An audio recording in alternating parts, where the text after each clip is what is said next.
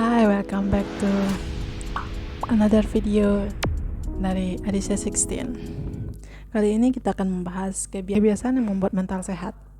Ketika kamu memikirkan frasa menciptakan kebiasaan sehat untuk diri sendiri, kamu mungkin berpikir tentang makan sehat, olahraga, dan tidur tepat waktu. Ini semua adalah hal yang bagus untuk dilakukan untuk kesehatan fisik kamu. Tetapi, bagaimana dengan menciptakan kebiasaan yang sehat untuk kesehatan mental kamu? Menjaga kesehatan pikiran sama pentingnya dengan menjaga kesehatan tubuh. Karena yang satu dapat dengan mudah mempengaruhi yang lain.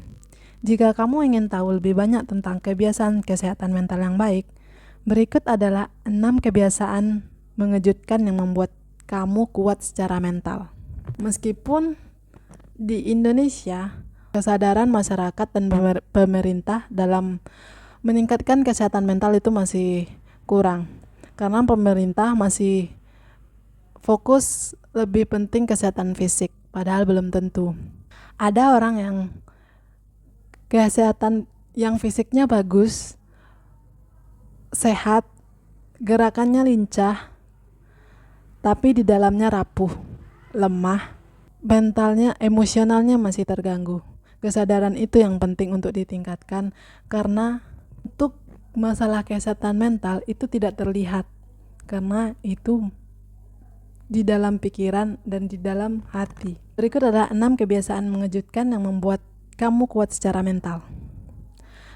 Nomor 1, kamu mengendalikan emosi kamu. Kamu mampu mengendalikan emosi kamu. Apakah kamu pernah terlibat pertengkaran, tetapi kamu bisa mengendalikan emosi kamu secara teratur?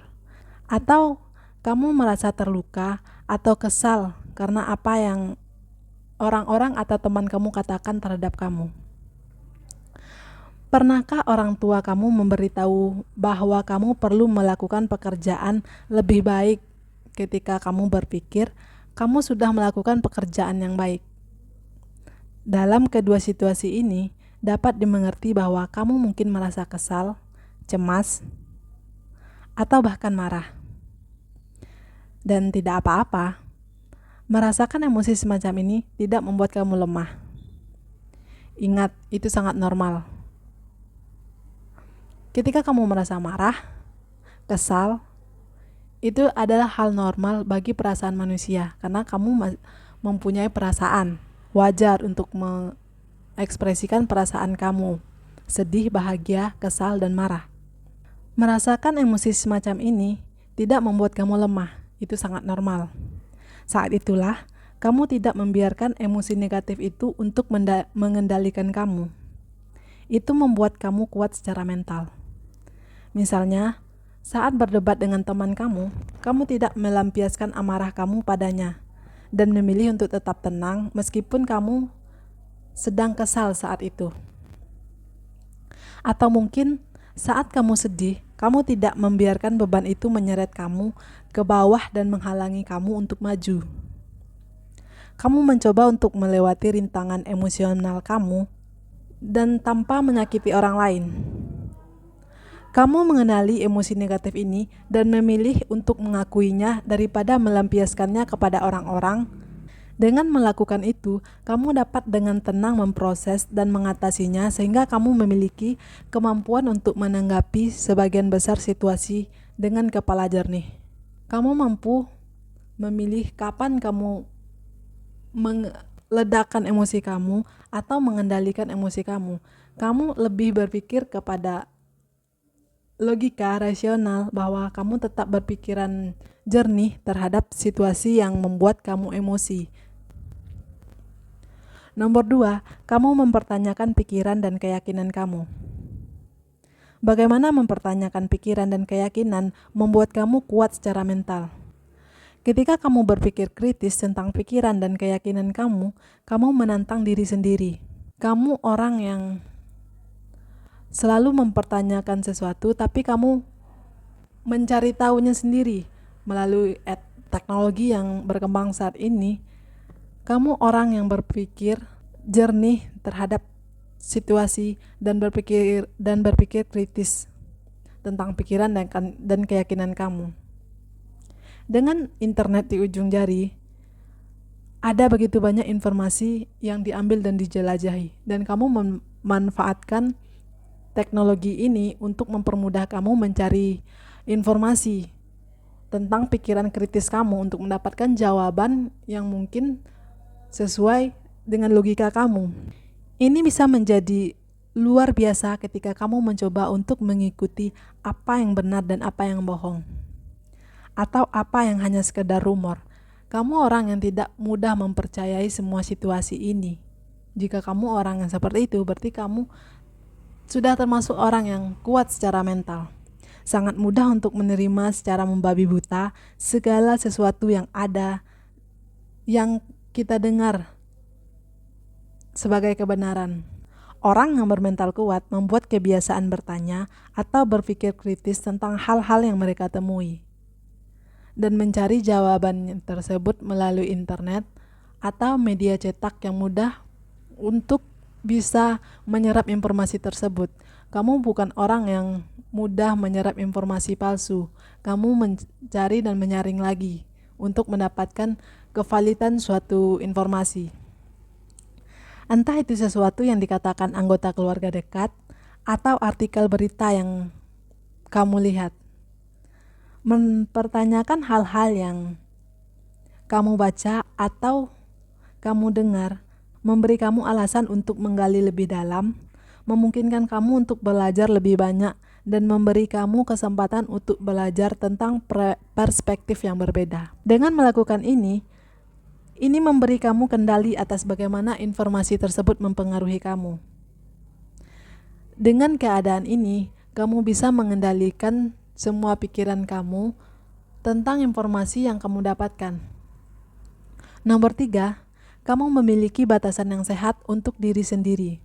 Apakah kamu meninggalkan semua yang kamu lakukan untuk membantu teman atau anggota keluarga ketika mereka membutuhkan bantuan?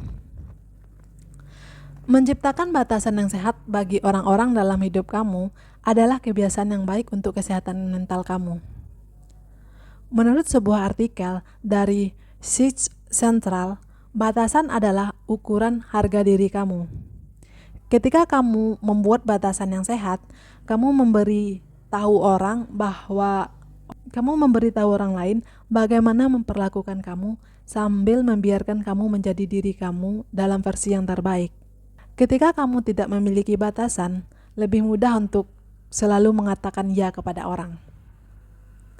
Kamu membiarkan teman kamu sering curhat semua masalah mereka kepada kamu.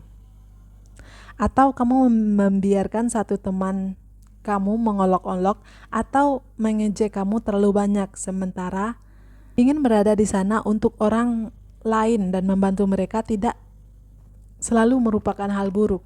Selalu siap sedia untuk menjawab panggilan semua orang dapat memberikan tekanan yang tidak perlu bagi kamu. Ketika kamu terlalu welcome sama orang lain, itu membuat tekanan bagi diri kamu karena kamu selalu mengiyakan ajakan orang lain, sedangkan kamu tidak mau untuk pergi atau kamu sedang tidak ingin melakukan sesuatu. Tapi ketika kamu orang yang terlalu welcome, ketika teman kamu ingin cerita, ingin ngajak kamu ke sana, ngajak kamu ke sini, kamu sulit untuk mengatakan tidak. Jika kamu tidak memiliki batasan ini, itu bakalan mudah untuk memperburuk keadaan mental kamu karena menjadi orang yang pleaser. Jadi berhenti untuk mengatakan, terlalu mudah mengatakan iya. Jika kamu tidak ingin melakukannya, just say, katakan tidak. Karena kamu tidak ingin pergi, katakan kepada mereka dengan sopan bahwa kamu tidak ingin pergi saat ini. Dengan tidak menetapkan batasan yang sehat, ada kemungkinan besar bahwa akhirnya cangkir kamu bakalan habis. Untuk tetap kuat secara mental, penting untuk membuat batasan dengan orang-orang di sekitar. Sehingga kamu tidak menguras semua energi kamu, energi fisik maupun energi mental. Nomor 4, kamu secara aktif belajar dari kesalahan kamu. Pernahkah kamu mengatakan sesuatu yang tidak baik yang lahir dari kemarahan atau frustasi? Atau apakah kamu mendapat nilai ujian yang lebih rendah dari yang kamu harapkan? Kamu mungkin memikirkan situasi di mana kamu tidak melakukan yang terbaik dan fokus pada mereka. Terobsesi dengan hal-hal yang telah kamu lakukan di masa lalu hanya menambah lebih banyak tekanan dalam pikiran kamu. Ketika kamu mulai berpikir tentang apa yang terjadi, cari tahu mengapa itu terjadi, dan buatlah rencana untuk memperbaikinya di lain waktu. Ini akan membuat kamu lebih kuat secara mental, karena itu menunjukkan bahwa kamu memilih untuk tumbuh dan belajar dari masa lalu kamu, dan mengimprove untuk masa depan kamu yang lebih baik, karena kamu tidak ingin mengulangi kesalahan yang sama. Nomor 5, kamu membatasi waktu kamu di media sosial. Kamu mampu mengontrol waktu kamu untuk bermain media sosial. Kamu tidak membiarkan pikiran kamu terdistraksi sama media sosial yang membuat kamu bakaran overthinking, karena selalu bisa membandingkan diri kamu dengan teman kamu yang mereka udah ke sana, kapan ya aku seperti ini. Kamu bisa membatasinya. Media sosial adalah bagian besar dari masyarakat kita dan kehidupan kita sehari-hari. Kita nggak bisa terlepas dari yang namanya media sosial. Ketika kita tidak menggunakan media sosial, kita dianggap gaptek. Dan ketika kita terlalu menggunakan media sosial, itu bisa mempengaruhi kesehatan mental kita. Ini bisa menjadi cara yang bagus untuk terhubung dengan teman-teman dan keluarga, dan diisi dengan meme tak berujung, dari gambar kucing baru, gambar idol yang mungkin kamu sukain dijadikan meme, dan banyak video-video menarik yang bisa didapat dari Instagram, TikTok, Facebook, atau Twitter. Tetapi ada resiko untuk menggulir semua akses media sosial tersebut. Aplikasi seperti Facebook dan Instagram memudahkan kita membandingkan hidup kita dengan orang lain. Foto-foto yang difilter dan posting tentang kehidupan bahagia mereka dapat membuat terlihat seperti rumput lebih hijau di sisi mereka. Dan permainan perbandingan yang tidak sehat dapat dimulai di dalam hati kita. Menurut sebuah penelitian, berapa lama penggunaan situs dan aplikasi media sosial mungkin terkait dengan gejala depresi. Saat terpapar semua media sosial, kita bisa mulai berpikir bahwa kita tidak cukup baik atau iri dengan hal-hal yang kita lihat yang dilakukan oleh orang secara online. Kita menjadi lebih sering membandingkan diri kita dengan orang lain, yang membuat kesehatan mental kita malah menurun. Dengan membatasi penggunaan media sosial dapat membantu kita menghindari perbandingan yang berbahaya ini. Apakah kamu memberi diri kamu waktu yang ditentukan untuk memeriksa media sosial setiap hari? Atau kamu hanya memeriksa di malam hari? Membatasi waktu kamu di media sosial dapat membuat kamu kuat secara mental. Dan nomor 6, kamu meluangkan waktu untuk diri kamu sendiri. Me time. Apakah kamu memiliki hari yang panjang di sekolah atau di tempat kerja?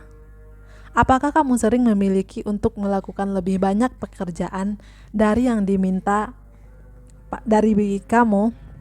Apakah kamu terus-menerus berpergian dan merasa harus melakukan sesuatu agar tetap produktif? Pergi keluar dan menjaga tugas-tugas produktif yang besar. Tetapi jika kamu tidak meluangkan waktu untuk diri kamu sendiri, untuk mengisi ulang kesehatan mental kamu, itu akan menjadi tekanan bagi kamu. Boleh saja kamu untuk melakukan pekerjaan yang pergi keluar untuk yang lain, tapi kamu masih ingat untuk meluangkan waktu untuk diri kamu sendiri, meluangkan waktu untuk kamu merefleksikan diri kamu sendiri dan bersantai dan berteman dengan diri kamu sendiri. Menurut sebuah artikel dari Six Central, waktu terhenti memungkinkan otak memilihkan perhatian dan motivasi. Ini meningkatkan kreativitas, memperkuatkan memori, dan bahkan dapat membuat kamu lebih produktif dalam jangka panjang. Ketika kamu meluangkan sedikit waktu dari hari sibuk kamu untuk hanya berbaring di sofa dan menonton TV dan mendengarkan musik favorit kamu, kamu membiarkan pikiran kamu beristirahat dan mengisi ulang energi dan pikiran kamu. Sama seperti kamu terkadang membutuhkan tidur siang setelah makan siang untuk meningkatkan energi fisik, pikiran, dan juga perlu istirahat untuk diri kita sendiri. Apakah kamu mempraktikkan salah satu dari kebiasaan ini untuk tetap kuat secara mental? Jika demikian, apakah mereka telah membantu kamu?